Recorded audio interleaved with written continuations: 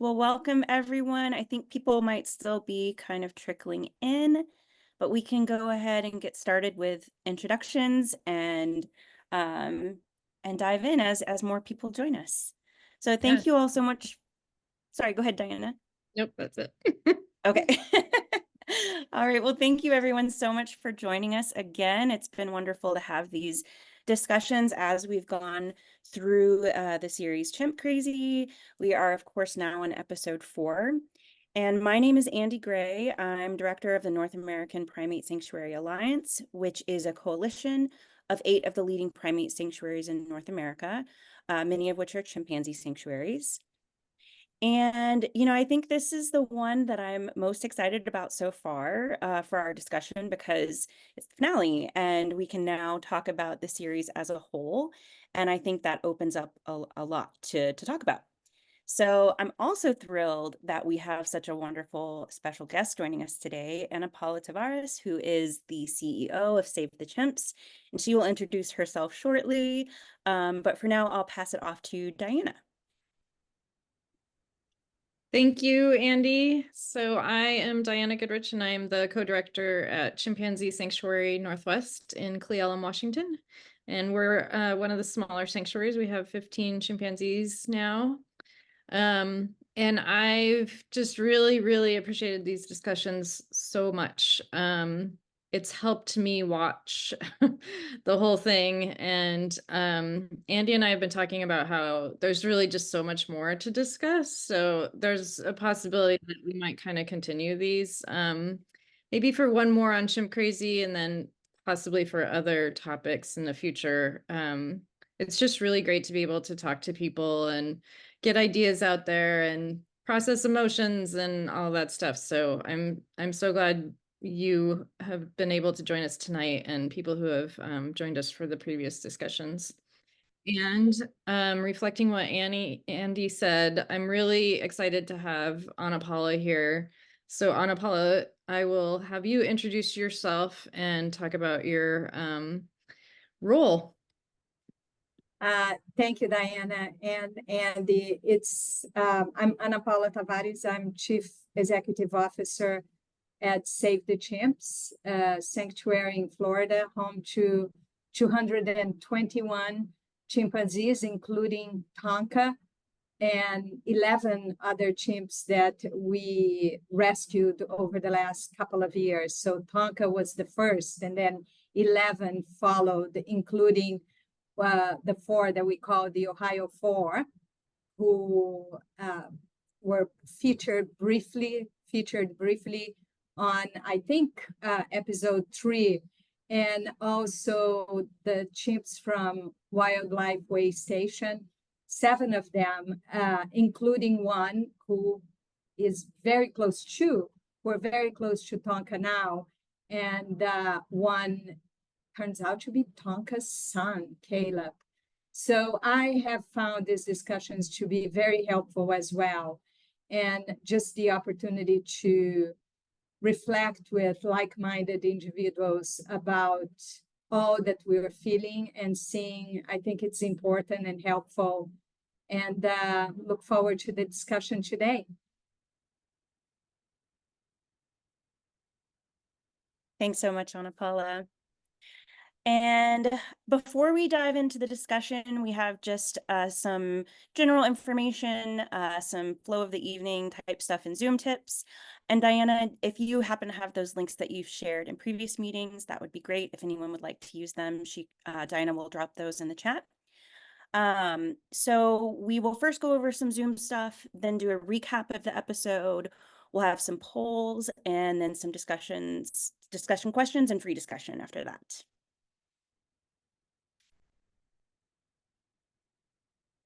So this meeting is being recorded. So just an important thing to keep in mind for everyone as we talk openly, just be aware that, this will also be recorded, and we've been putting them up on YouTube to share with those who weren't able to attend.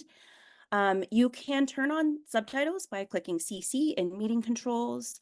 We would love for you to identify yourself for an open conversation and for us to be able to refer to you correctly. So you can click participants In the meeting controls, locate your name and click more and choose rename. And I actually need to do that for myself so I can put my affiliation. So I'm going to be doing that as I am talking. But in some of our meetings, we have also had folks just mention in the chat where they are coming from, you know, even if you're like a student or, you know, anything like that, we love to hear, or you're from a zoo or a sanctuary. That'd be great. Just changing my name now. All right. So, you know, we have these kind of rules that we've had for each of these, but we really haven't had to enforce them because this group has been really great and polite and respectful.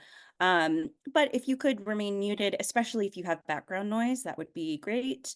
If you would like to speak, raise your hand through Zoom, or if you have any trouble finding that, there are instructions here, but you can also just physically raise your hand or just unmute yourself or type in the chat and we'll get to your question. And we do encourage everyone to be on camera if you're comfortable and would like to do so. It helps us have, you know, more of an open discussion. You know, if you have questions, feel free to just turn your camera on, or, you know, you can type in the chat, or you can just observe if that's what you would prefer. But wanted to mention that we definitely welcome camera on. And of course, just all participants are expected to be respectful, and we will remove people if they're in any way disruptive. So with that, Chimp Crazy episode 4, Fantasy Island. So this was the final episode in the series. It was a 4-part series. So I think first we'll do a quick recap. If you wouldn't mind going to, yeah, perfect. So quite a bit happened in this episode. We start off seeing law enforcement arrive at Tanya's home, and she is now aware at this point that someone recorded her about euthanizing Tonka. She tells the crew she's considering sneaking Tonka out that very night. But soon after that, Tonka gets a clean bill of health and is cleared to leave to go to a sanctuary.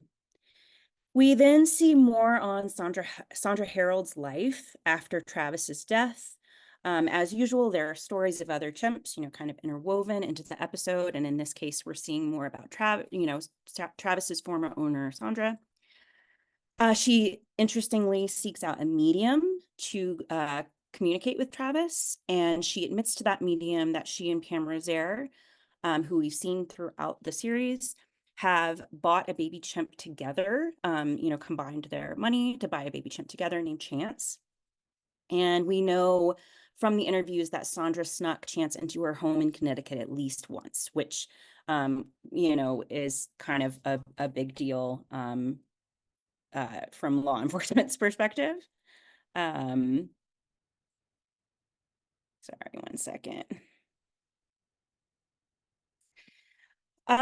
So we then, Tanya learns the documentary crew went to PETA, and she learns that through the Rolling Stone article.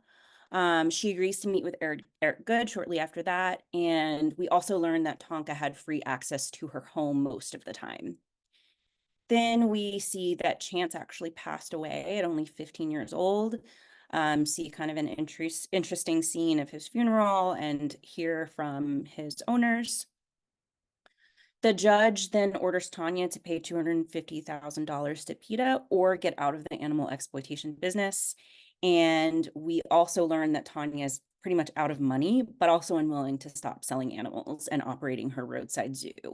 And in those clips, we see her even offering pay-to-play encounters with baby primates. So she's letting the public hold and bottle feed baby primates.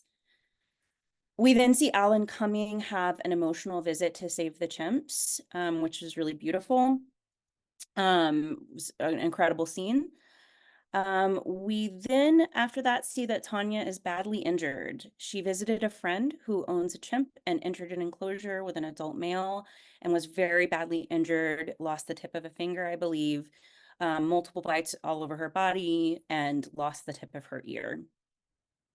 And then in Tanya's final interview, she says that, you know, she would still own a chimp despite everything, despite even being recently mauled, and that she wants to buy an island and live with chimps and live among them. So you see that despite everything, nothing really changed for Tanya.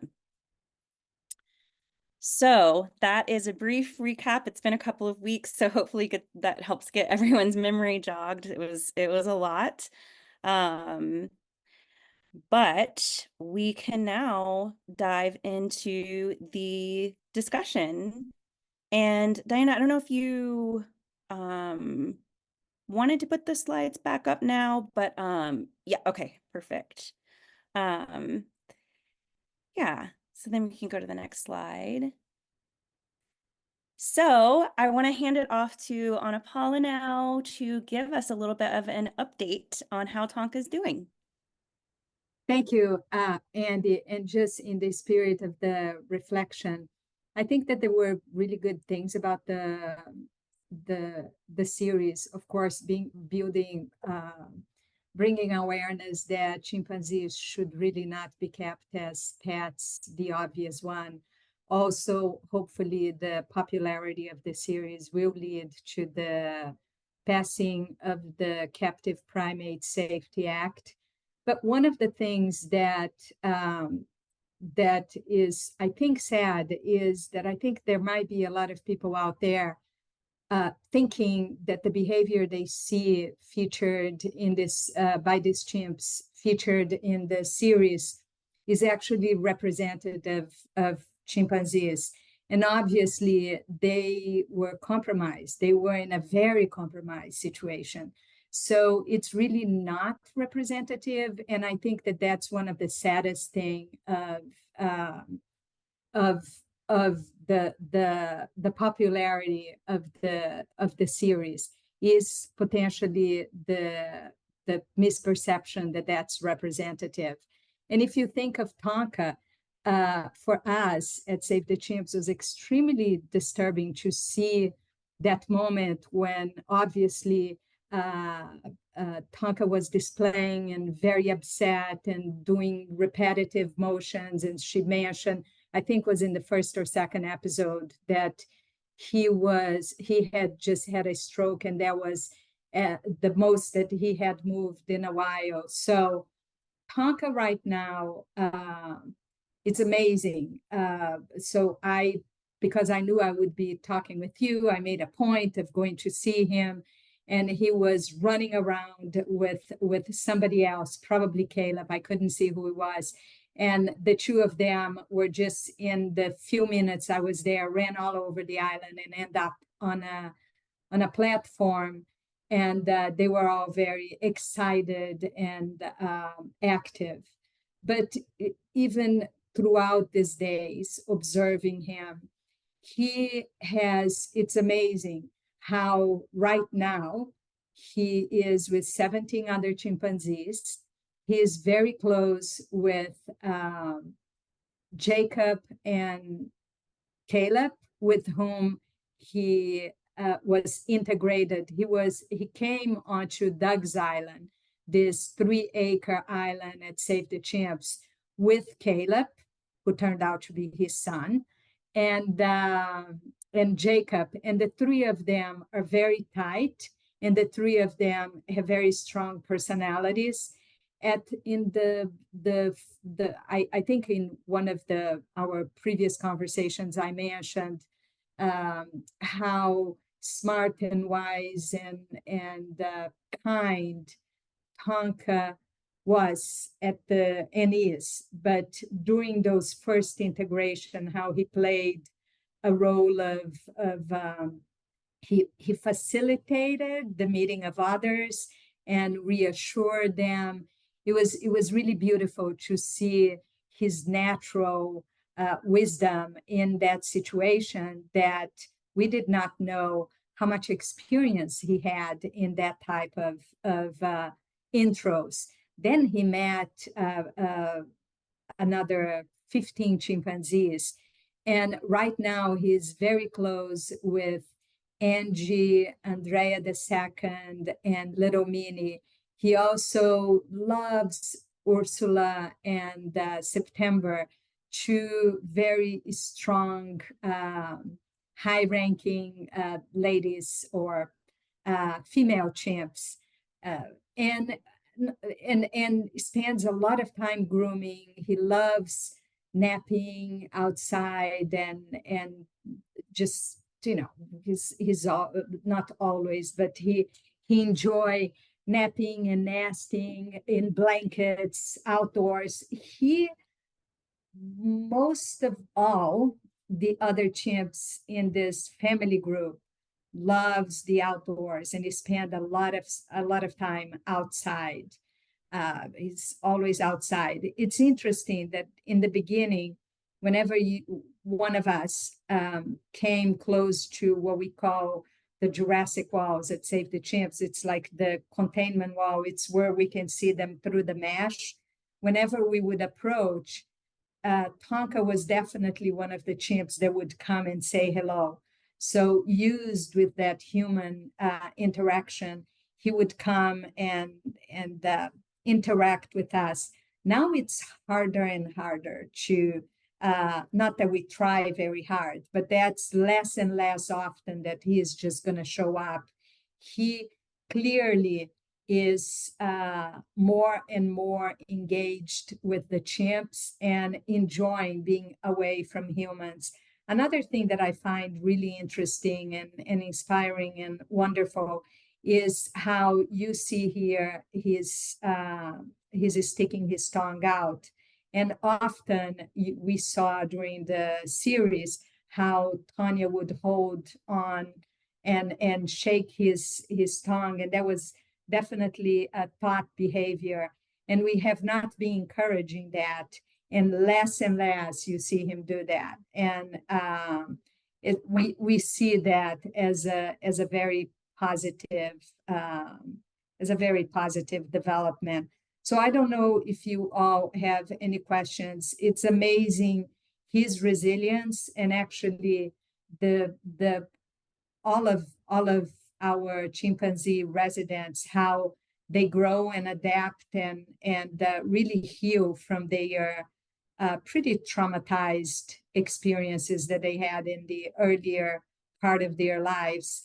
And he's strong, and when he first came in, he was very quiet, and now his personality has come out, and he is just very active and just wonderful, just beautiful to see him thrive now, and enjoy the companionship of a large family group, and enjoy the spacious habitat, natural habitat that he has now for the rest of his life.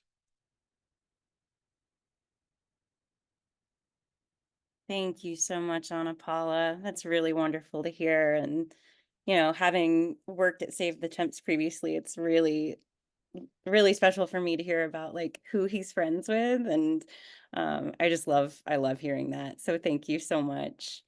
And I don't want to get ahead of myself too much, but there is one discussion question, you know, about some of the things that are said in the series about, you know, how entertainment chimps act in sanctuaries, that will be interesting to get to.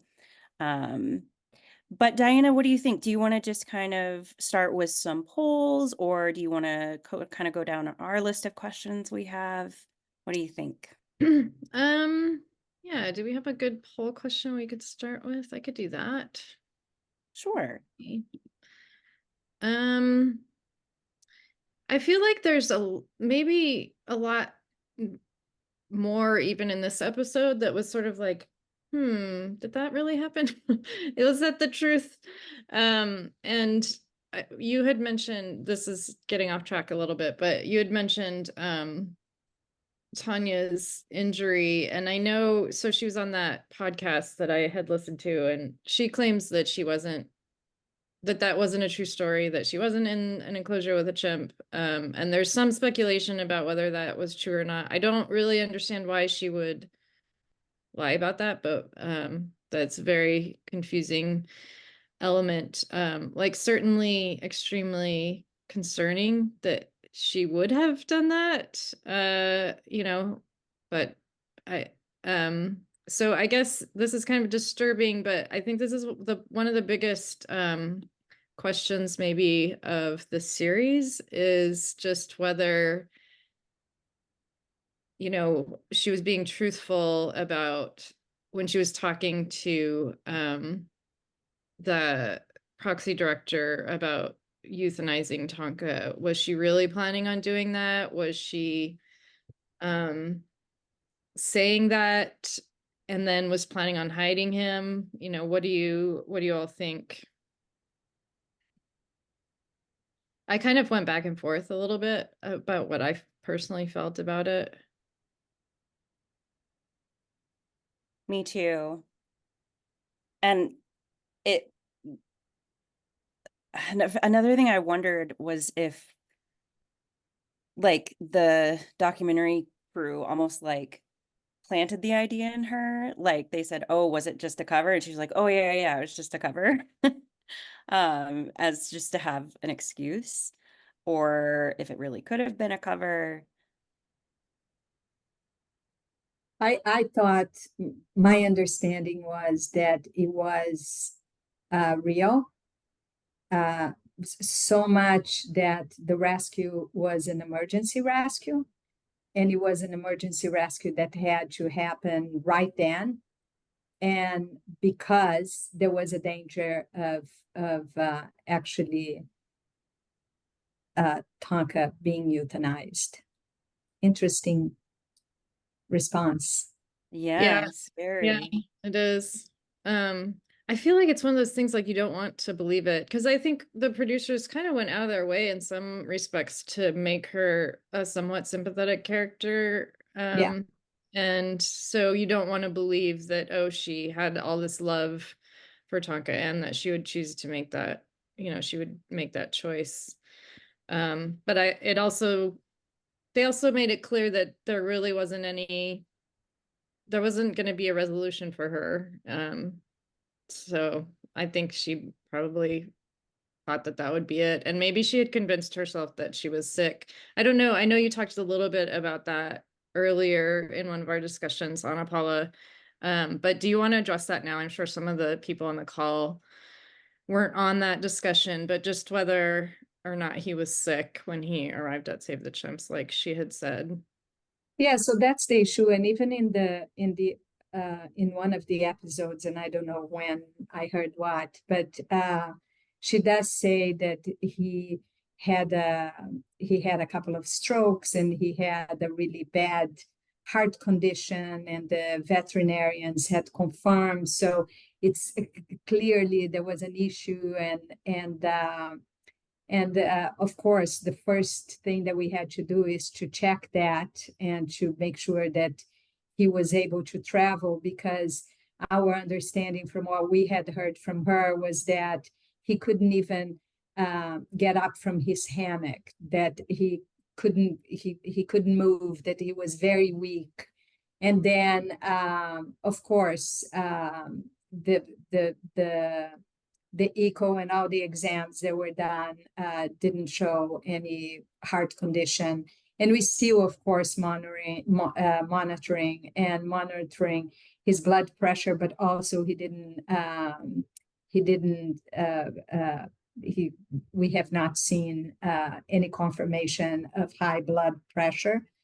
And at arrival, he was very active. I think everyone sees, like, as soon as he arrived, then came out of the vehicle and into a room, he could figure out how to get to the outside yard and he wasn't on the island. He was in a place in a yard, what we call special needs, where he stayed during a couple of months quarantining. And he walks out right away and looks to one side and the other, recognizes that there are chimps on each of the sizes and nod to them, walk around, very active, jumped out of the higher platform where he was, and was like not demonstrating any of those conditions that she had mentioned he had. So what I actually think is, I question all that love. I do question all that love if you're willing to euthanize someone. And there were certainly a lot of pressure, and they were closing in on her. So I don't know, and I'm not here to judge anyone, but that's quite a different diagnosis that we got. Mhm. There I'm was just somebody in the chat who was asking who the vet was that initially diagnosed him, or was that just something Tanya said? I wondered think- that as well. I think she does mention, I think she did mention who was the vet, but I don't remember. There was a vet. Yeah. There was Okay. a vet, but he was a country vet, did horse, cows, dogs, cats primarily. Okay, thank you. Yeah, And it thank was you, not Patty. it was not the long-term vet that had worked with Connie for years either. Okay. Okay. Yeah, I mean, it's tough with her because, you see things like her husband emailing, claiming to be, the one who cremated, and, it kind of like sets her up to like be harder and harder to believe. So it's good to know that at least there was a vet, even if it wasn't a qualified vet, or someone who didn't have chimp experience at least. But yeah. Just going to read a couple of the comments. Robin said, at first, I did think she was going to euthanize him because if she couldn't have him because of their love for one another, then it would be better in her mind to not let him live. But I really think she said that so she could hide him. Raymond said, I also don't think she would euthanize her. As a matter of fact, she would probably do time for him if she gets to keep him. So a lot of similar comments. Heather said, I think her narcissism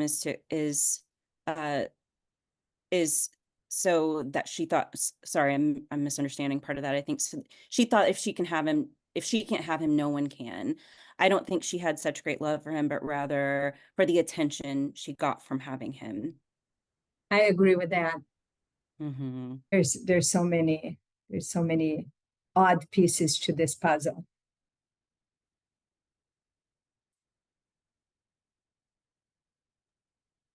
Yeah, absolutely. Reading through our questions here. So one thing that I learned from this episode that I definitely didn't know before was that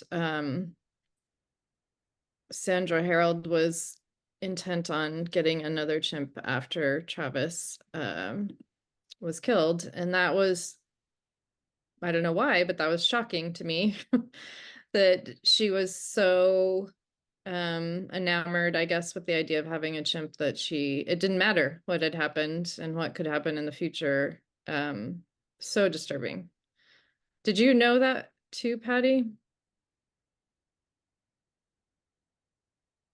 No, I didn't. There are a lot of, I thought I knew all the details of all the, I have been shocked at every episode and learned new things. And that was one of them. And Sandra Harold actually called me a number of times after the Travis attack, because at one point, years before, I had offered to take Travis and she wouldn't send him. But she would call me, and the main focus of what she wanted to talk about is how she wanted the world to know that Travis was not a terrible chimp. She wanted to save his reputation and everybody would know how wonderful he was, and never a word about her friend. And that always just struck me. But that meant the 3 or 4 times I heard from her after the attack, she was still coming down here to Florida to visit that chimp. And that shocked me a lot. Yeah, I thought there was a lot uncovered here. And then you wonder too about the film crew, because they weren't really up and up. They weren't that ethical in the way they approached the whole thing. And I wonder how much that was not altered at all, but in some of the interviews, there were some questions I had about how much they really shared and how they edited it. Mm-hmm. Yeah, I was very curious about I guess now it's in question whether it's true or not, but I wondered where Tanya was and whose chimp she was with when she got attacked recently. I think Brittany knows. Brittany, didn't she tell us last week, or did I dream that? No, I don't think so.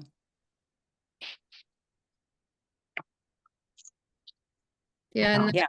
the interview, I mean, to Erica's point in the chat, like you can't believe anything that Tanya says, and she'll say one thing one day and another thing another day. But she in that interview said it was a baboon. It wasn't a chimp at all, and she was very cagey about the whole thing. Like the podcast interviewers were really pressing her on it to get the story out, and she was just like oddly evasive about it.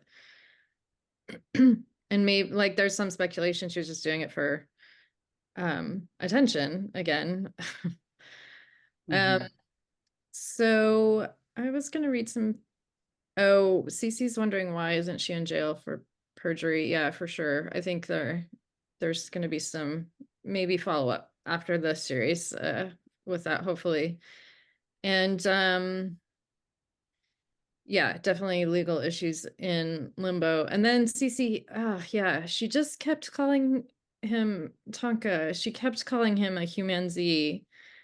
And this was like this mythical creature that was said to exist that was, you know, like a biological human slash chimpanzee that didn't ever exist. I know Andy Cochran's on this call and he has a lot of background information about the whole myth of the chimpanzee, but the fact that she was calling him that simply because he was raised in a human home, and it's so like we had as humans like enculturated him and therefore he was no longer a chimpanzee, is kind of the whole problem with people who are owning primates.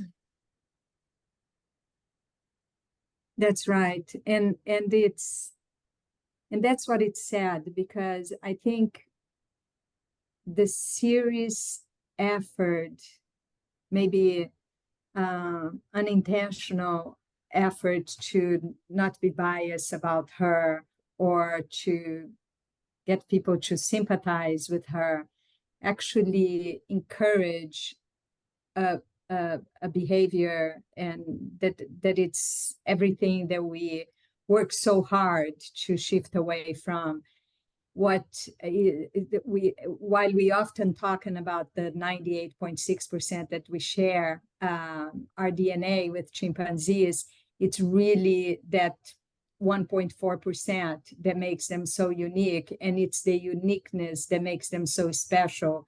And what we honor and celebrate is that it's not trying to humanize them. Or even at one point she says, they are so great because you can shape them to be like you. Really? That's very sad. That whole concept is really is just the core of so much that it's wrong in all of this, right? Yeah, and you know, one of our discussion questions, I think, like leads nicely, you know, this leads nicely into that question, is you know, what we're curious to hear people's thoughts on Pam Rosaire's reasons for believing that chimps are not better off in sanctuaries. So if you all recall, Pam Rosaire, who is a trainer in the you know, you see in the series, she owned the chimpanzee Chance, who died when he was only 15.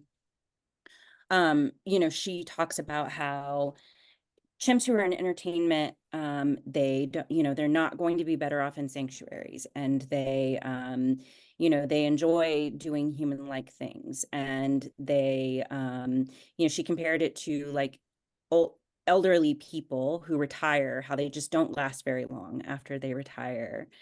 And of course, for any of us who have worked around these animals, we have a very, very different experience, I believe.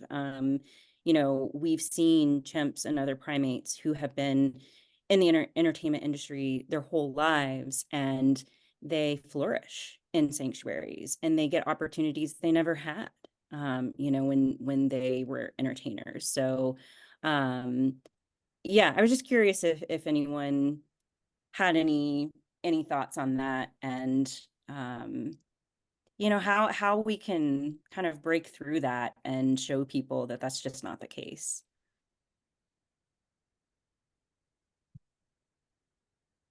Go ahead, Erica. I know this isn't going to be news to many of you on this call, but this show and Tanya specifically have really highlighted how people who keep exotic animals in their home, on their property, do it oftentimes for attention-seeking reasons. And so they think it makes them special to say, oh, I have this monkey, or, oh, I'm so bonded with this chimpanzee, he can't live anywhere else. This is the only home he's ever known. It puts grandeur, these delusions of grandeur on this person. And it's just so clear to me that like Pam Rosaire saying, well, they can't be retired because they won't survive, meaning only I can care for them in a way that benefits them, or only I can really understand them. It's all about me. It's all about the person. And again, I know a lot of you know this already, but the show is really highlighting that. And Tanya is like the extreme end of it, but it's all the same with these owners. Like when I hear that Sandra wanted another chimp after what happened with Travis, it just goes to show it's not about Travis, it's about her having a chimp. And it's just so sickening to see the evidence of all that, like all in one episode. It's just kind of mind-blowing. Well said. Yeah, it was very, very disturbing, especially seeing that she would sneak him into her own home. That's really going to great lengths. After what happened to her best friend and her Mhm. chimp, who was her best friend, absolutely. It's I don't have words. Mm-hmm. Yeah, and I just saw Patty's comment in the chat. She also found it interesting that Tanya mentioned potentially wanting orangutans on her island as well. And that whole fantasy of hers is also a very me thing, right? Like she doesn't want chimps to or orangutans to live on this island for their own well-being. She wants it because she wants to live among them. She wants to show the world that she can do it, and that that she can live among them, and it's very attention seeking. So yeah, I also found it interesting that she would happily choose Well, orangutans. she's not realistic either. While there's still chimps out there that need a home, there's very few. There's just maybe 2 or 3 orangutans. So it's a delusional fantasy idea. Mm-hmm. And there is also the exploitative part of the puzzle, right? Because the attention leads to more business. Sadly, so that's part of it as well, right? Absolutely. And on the topic of Travis, another discussion question that we had was how do people feel about Charla Nash going on Oprah? That was a really big deal at the time.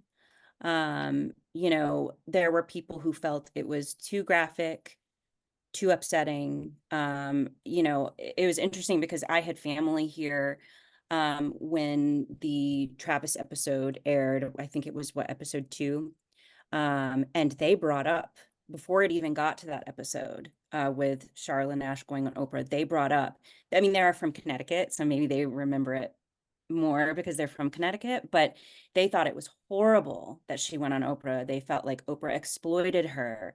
So there are just some interesting differing opinions out there. I was curious to hear people's thoughts.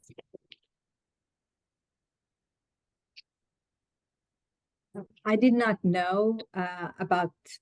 I knew the case. I did not know that she went. That she was a guest of Oprah's, and I was very surprised. I was surprised and disappointed. I thought that was a sad moment. Definitely, I thought that was I don't know, unnecessary. I don't know. It was not. I was surprised. I thought that, the fact that she was on Oprah was not problematic necessarily, but the like kind of insisting or encouraging her to show her face was very disturbing to me. And I had not Yes. remembered. Did the Oprah show talk at all about like why this happened and why this could happen again and all the problems that led up to the mauling? Or I don't remember, or was it just about like the dramatic reveal of her face? Because that is problematic if that's all it was. I think it was more than that. It was a very long interview. I actually looked it up, not realizing that parts of it would be in episode 4. And I kind of skipped. I didn't watch the whole thing because it's very long, but I watched parts of it. And they do talk, about the issues and about why chimps should not be pets. Yeah, but I know there are a lot of opinions. And I mean, I guess, I I take this with a grain of salt because I didn't watch the whole episode or the whole interview, but I have mixed feelings about it because kind of how you mentioned on one of these discussion groups, Erica, about the graphic nature of just the scenes about Travis in episode 2, whether they were kind of like too long or too drawn out. There's an element of it just being the truth. So in a way, I kind of feel that about her going on Oprah, but it's kind of weird how she like really encouraged her and how comfortable was she with that really. And it's really strange. It's strange to watch. You know what hadn't occurred to me until just now is, I mean, Oprah was at that time probably one of the most widely watched shows on television. And she was revealing this horrible incident. And yet people still own chimpanzees after that show was on the air. So it kind of makes me wonder about Chimp Crazy. Is the message really gonna reach people? Not that there are that many people who own chimpanzees specifically now, but like you have this idea that, well, if it gets national attention, then things will change. And maybe it did help, maybe it just took other stories over repeatedly and over time. But you would think that perhaps that exposure would have helped Buck. People in Oregon probably saw that and just shrugged their shoulders. I don't know. Mm-hmm. Yeah, it's tough because things have changed, right? I mean, the situation for chimps and, living in private homes is much different now than it was at the time of that Oprah interview. So it's hard to say how much of an impact something like that did or didn't have. Yeah.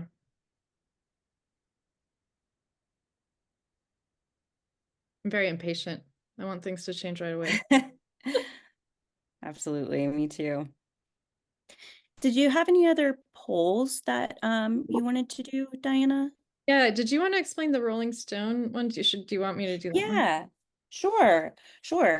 So there is a part of the episode where you hear from the reporter from the Rolling Stone, and she kind of gives her opinion on Tanya. She I believe Eric Good maybe asks her in that episode, why do you think Tanya was willing to tell you these things? And she said, I think that Tanya just wants to be heard. She thinks that she is also just really talkative. and that she can't help herself. Like she just can't stop herself from talking, even when she probably realizes that maybe she shouldn't. But that when she saw the photos of the basement, the reality, and this is still the reporter talking, you know, the reality became clear to the reporter of how awful this situation was for Tonka. And she, you know, just says, can she not see what others see? But I thought it was interesting because we've talked about this in other discussions about past episodes. You know, why is she willing to just admit these things so freely? So I thought you know, I think we thought it was just interesting that this reporter thinks she just like can't help herself. So that is the basis of this poll. So do you agree or disagree with the reporter's take?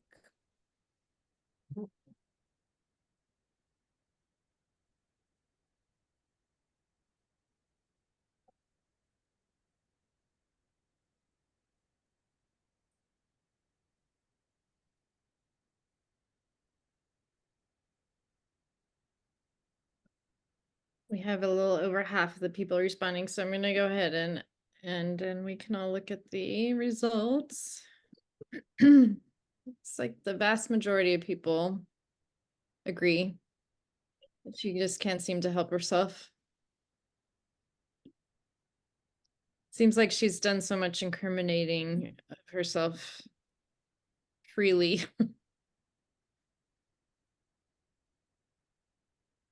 I think, you know, I think there are other elements to it as well, you know.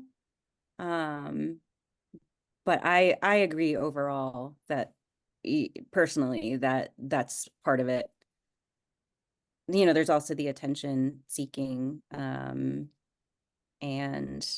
I think one of the things we talked about in a prior episode discussion was maybe this idea I mean, just it's speculation, but maybe thinking what I'm doing is so good that people are going to see, you know, that this is the right thing, like kind of a delusion, I guess.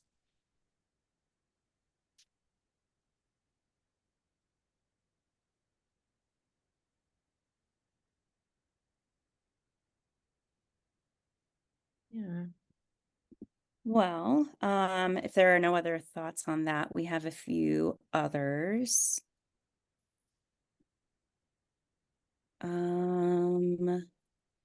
Let's see. So what do you think are Tanya's motivations for refusing the offer that PETA made? You know, they offered to allow her to keep the, you know, approximately $250,000 that she owes PETA, if she would be willing to completely get out of the animal brokering business and her roadside zoo business. So no trading, selling, transporting, etc. animals. And she refused despite her very obvious financial troubles. I mean, the episode really focuses on she's bombarded with debt collector calls. You know, she's very anxious about her zoo being successful, her roadside zoo being successful. And, you know, despite being recently mauled as well, what do you think her motivations are there to not take that proposal from PETA?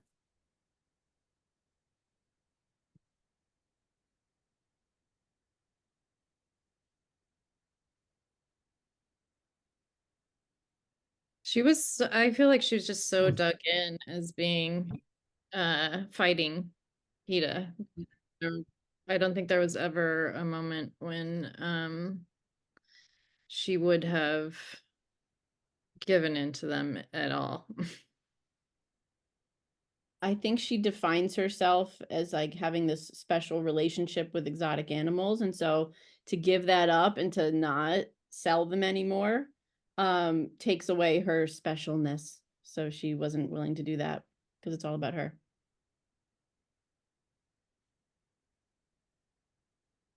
I also think money, you know, I think the amount of money that she knows the potential is to make from brokering animals the potential is higher than 250,000, probably is another motivating factor.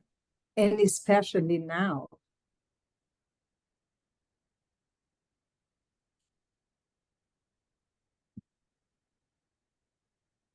What, Yeah. because of the attention or? Yes, because of the attention. She's for people in that space that do not find anything, do not find any wrong in what she is doing. There will be a lot more business for her right now. She's a known person right now, and for those seeking to buy, she's the go-to person now. She got the best possible publicity with the series, and she is selling merchandise, I understand, and really capitalizing on this opportunity. So I think that she probably thinks that she can do a lot more than 250,000 from now on with the visibility. And I do agree with Erica that she defines herself as this person, and proudly so. You remember in the morning show, I think after the first episode, they asked her what she thought of the series, and she had only one word to say: wow.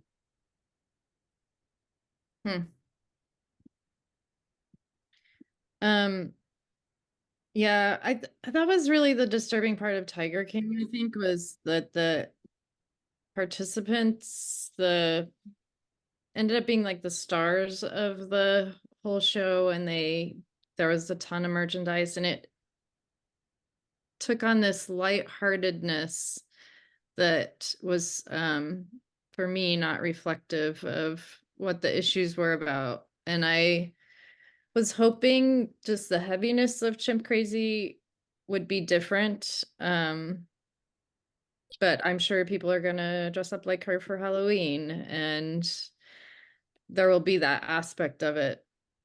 And hopefully the good that will come out of it will overshadow that. But I mean, I'm sure it's already happening.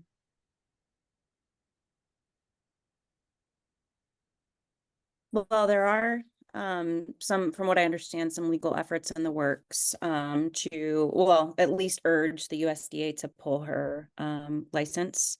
So hopefully that would put a halt to some of this. And there are also, I know that PETA is requesting that the judge review the case for perjury charges. So that would be, I believe, a 5-year prison sentence. So it will be interesting to see how things unfold.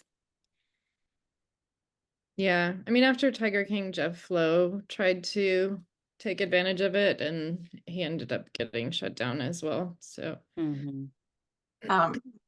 Tiger King, somebody just sent me a link to his webpage. He actually has a webpage where he's selling merchandise, and he has this whole thing, and he's in prison.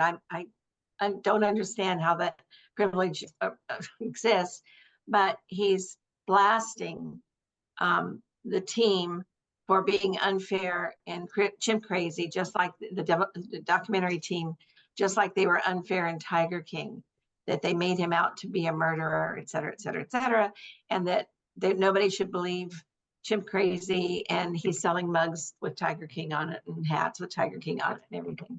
So yes, I'm didn't think of the opportunity to market, the marketing opportunity with this attention, but it's definitely there for Joe Schreibogel, Malinato, whatever. So yeah. Yes, and I understand Tanya is capitalizing on already as well.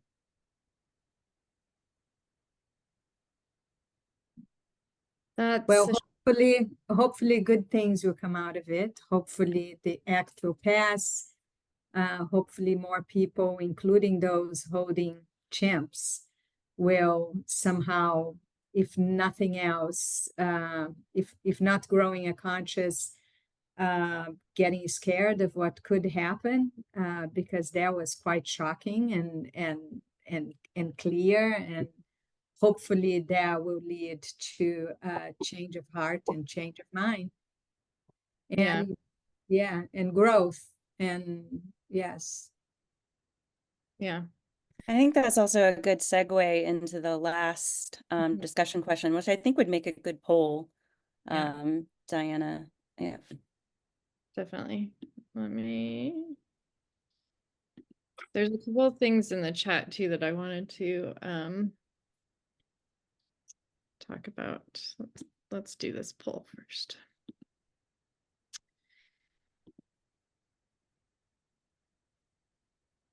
Okay, so overall, do you think that the documentary sent a good message about chimpanzees and other primates?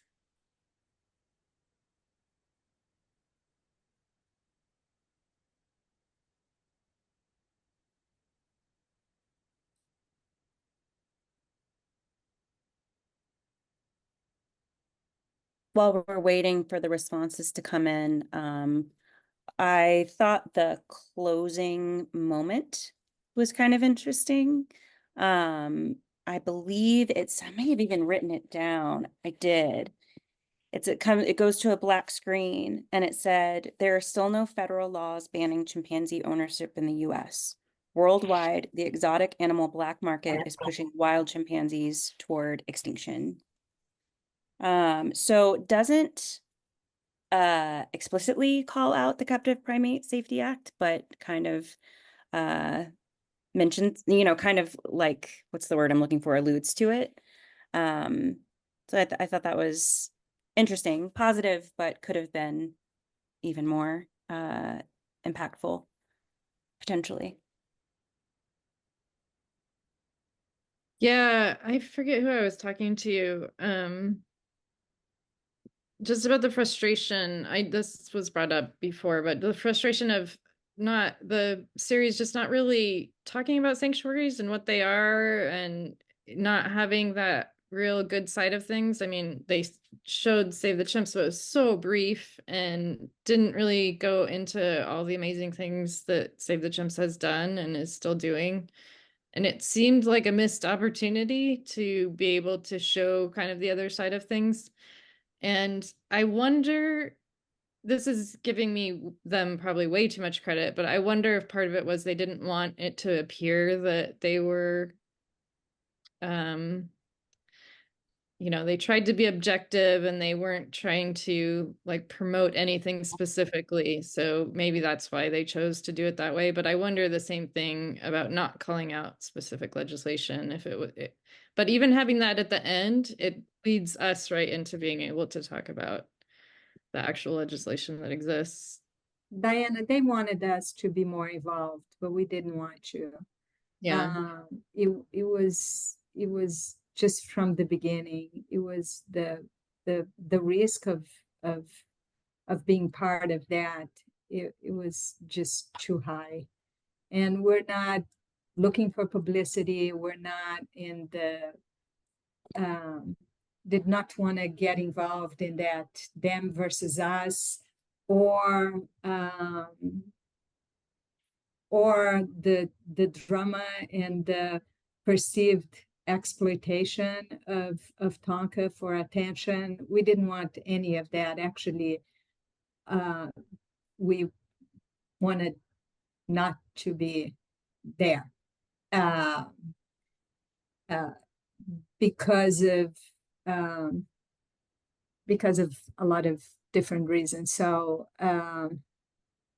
so maybe if you felt there was not enough representation, I apologize, but it was just the uncertainty of how well represented we would be, or truly represented. In so many instances we've been discussing, was that this, or was that that, or that was confusing, or what, and and I thought that the Tiger King was more about the people, and that this was going to be more about chimpanzees. It wasn't. It was about, and from the beginning, a love story. Really, a love story? Is this what this is? Is this what the docuseries is all about? A love story? I think not. Yeah.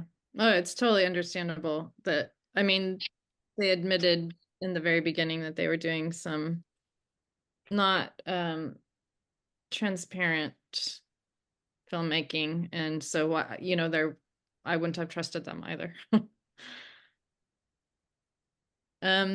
The results of this poll are interesting to me. I feel like I'm also in that majority category of, I don't know. Yeah. Was it a good message overall? I can't What see was the the results. result? Did Oh, they come? here we go. Can see it now.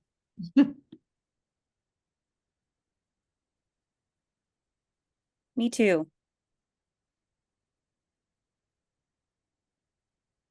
Yeah, and somebody in the chat, Gaynell, is there any way to measure what good came out of it other than publicity for HBO? I mean, if the Captive Primate Safety Act passes, surely this docuseries would have had an impact on that going through. I think, Andy, you said it was first put forth in Congress in like 2007. Is that right? Yeah, before the Travis incident, and it was reintroduced after the Travis incident. So I think that would be a measure of good coming out of it. Yeah, what else should we be looking for, do you think? The number of chimps that the number of pet owners that will contact us and offer transfer of ownership.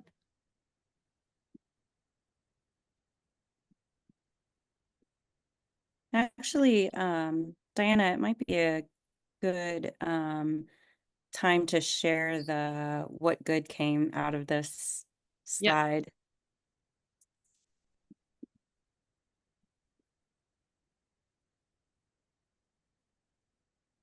Can you see that? It's cut off for me. There we go. Yep. Yeah, kind of a similar question,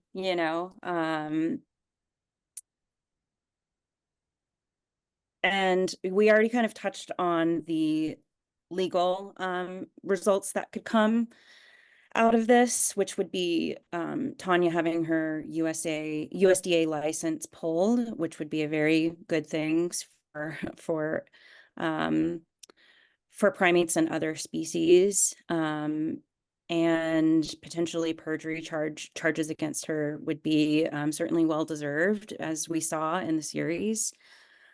Awareness for other chimps in need of sanctuary. I'm not sure, it's tough. It's tough to measure these things, right? Like kind of how we were talking about earlier, how the situation for chimps is much different now than it was at the time of that Oprah interview, but how much of a role did not just the Oprah interview, but the publicity around Travis overall. It's hard, it's so difficult to tease out how much of a role these things play, but certainly if it can bolster that message, then that's a good thing. And positive publicity for Save the Chimps is certainly something that we hope for. I know, Anna Paula, you've said there's been a lot of traffic to your website, which is great. It's really good to hear that. And I'm glad that they linked to Save the Chimps on the official HBO page for Chimp Crazy. That's really great that they did that. Yeah, and Anna of Paula, course, did you want to share what you were sharing with us beforehand? Because I think there is this view that like, oh, now Save the Chimps is famous and you're gonna get a whole bunch of money, but the reality might not be that so much that. Yes, just to give you all an idea,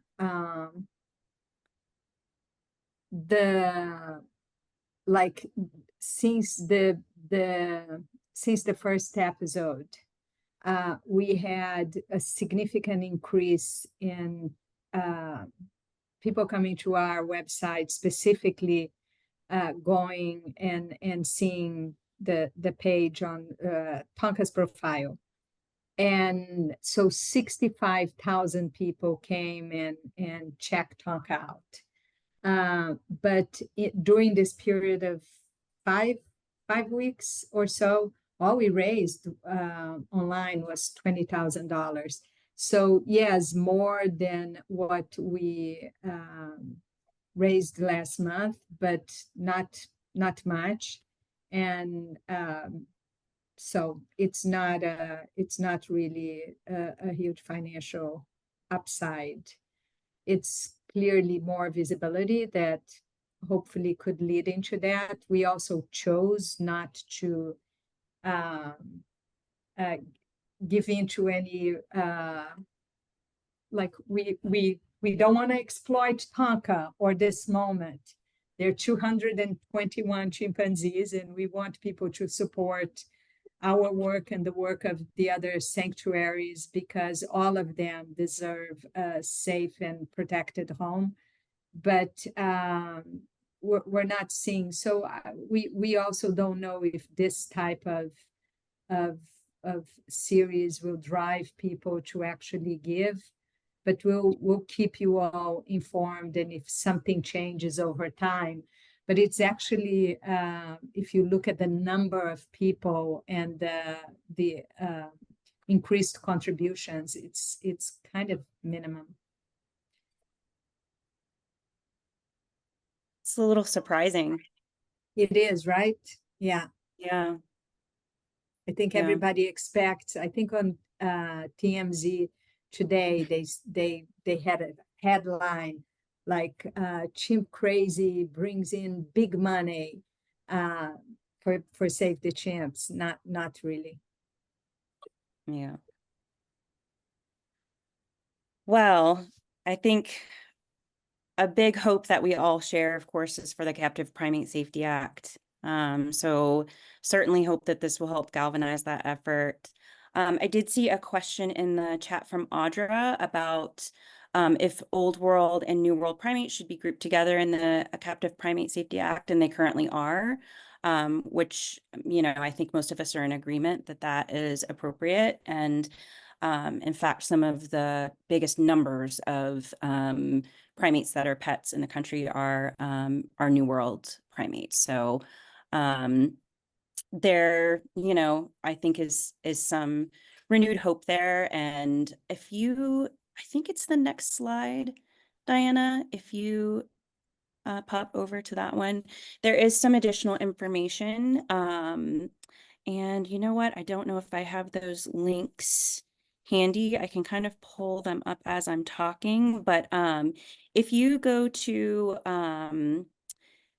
these two links that I have listed here, and actually give me just a moment and I'll pull them up. These are great because you can actually see who your legislators are, and if they already support the Captive Primate Safety Act. And unfortunately, I cannot find that, so I'm gonna have to copy and paste them. And I'll do that right now. Sorry, guys. While you look for Andy, I think that the other closing point here is that there are what 50 to 100, maybe 75 other chimpanzees like Tonka in kept as pets or in roadside zoos. So hopefully they will find a safe home as well. And that's part of the work that NAPSA is leading with all of us to make sure that we are ready. And obviously we're all ready, willing, working, and looking forward to bring them to a safe home. There are many others. Yeah, Absolutely. Gaynell had an interesting question. As sanctuaries, do you feel private owners would be reluctant to contact you to surrender chimps for fear of being prosecuted? And the question kind of goes to other primates as well. I don't know that that has ever happened. So, right now it's a state by state law whether it's legal to own primates, and even in cases where it's been clearly illegal, I don't think any primate owner has been prosecuted for relinquishing their animal to a sanctuary, and it's not something sanctuaries would want to pursue at all. Once an owner is kind of making the right decision, that it's not something that we would want to do. I know some sanctuaries, maybe most, hopefully most, would have some kind of agreement that the owner would not purchase future primates, and that's usually the extent of kind of the official agreement that sanctuaries would request from private owners.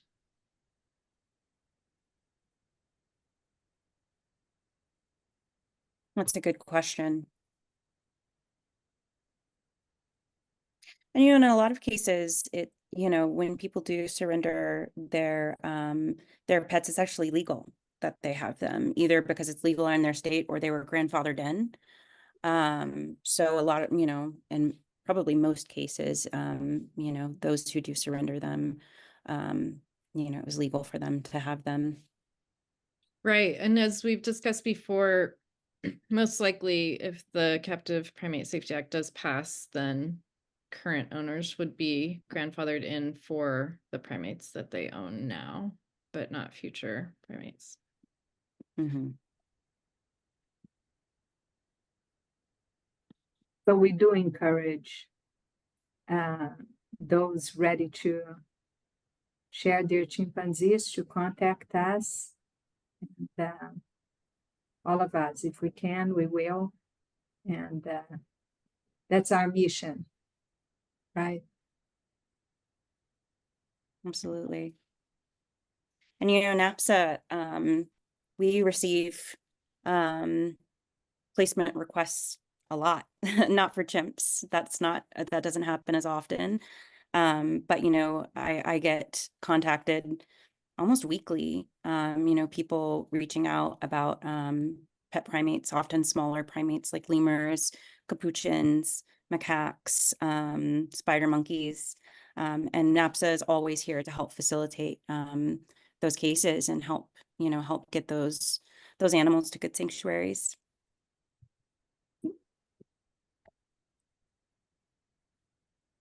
And I'm just putting a few things in the chat now. Rosie, you say, why are labs in the Safety Act? They're not, the Primates Captive Safety Act does not cover laboratory animals at all.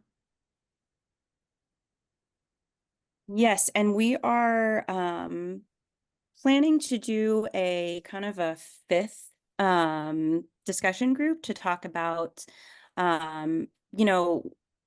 all the different chimps that are still in need.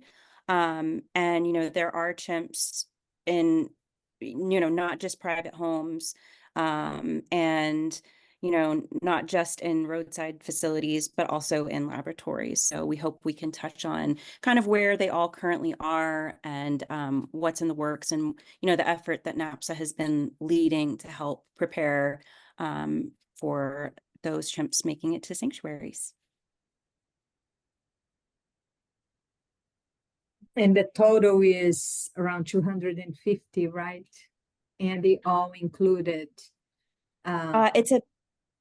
It's about, I think it's a little less than 250, kind of depending on how you are who we categorizing include. them. Yeah, something. Yeah. Mm-hmm. Thanks for your patience while I'm putting all of these links in the chat. These are just some helpful resources. You can see all of the links I'm putting in the chat up on the screen. Thank you, Diana. And I will go through them in just a moment. Last one. All right, so we've shared these before, but just wanted to share them again for anyone who wasn't on in our prior discussion groups. So I've shared links to a very comprehensive incident list put together by PETA of all of the primate incidents for a long, long time, since the 90s, that are publicly known. So that's a very helpful resources to kind of understand really what the issues are, and, what kind of primates people are owning, and how, it's kind of a public safety concern. There's also a great documentary by Born Free Foundation on the primate pet trade, and it features some former pet owners who actually ended up surrendering their primates and kind of talk about their experience. There's also a database from Born Free on incidents as well that I've shared, and a report on the primate pet trade, which is a great resource. I linked NAPSA's position statements on, all of these issues. So performing primates, privately owned primates, living as pets, all those things, primates in entertainment. And then lastly, an MSNBC article, an opinion piece about Chimp Crazy, and the importance of the Captive Primate Safety Act. So hopefully, if you haven't had a chance to take a look at those, you can take a look at them now.